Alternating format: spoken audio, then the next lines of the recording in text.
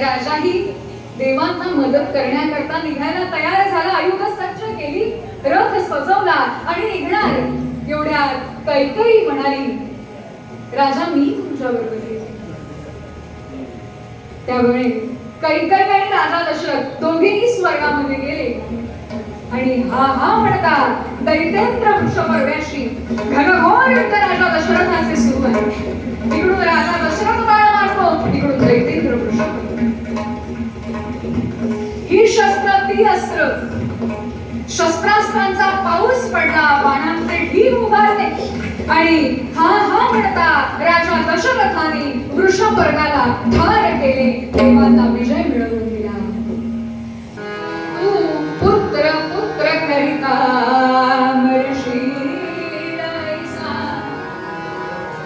असा शाप दिला आणि त्या दोघांनीही प्राण सोडले.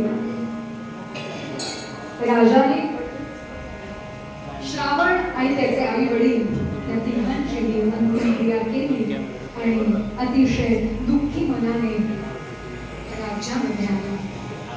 घडलेला सर्व वृत्तांत गुरु वसिष्ठांना कथन केला. गुरु वसिष्ठ म्हणाले, राजा दुःख करू नकोस, घाबरण्याचे काही कारण नाही. तू पुत्र कामेष्टी यज्ञ कर,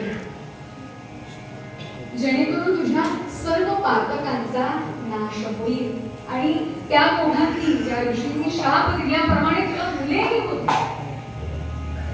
पण या यज्ञाकरता ऋष्यशृंग मुनींना तुला आणावे लागेल. तेच योग्य तऱ्हेने हा यज्ञ संपन्न करून घेतील.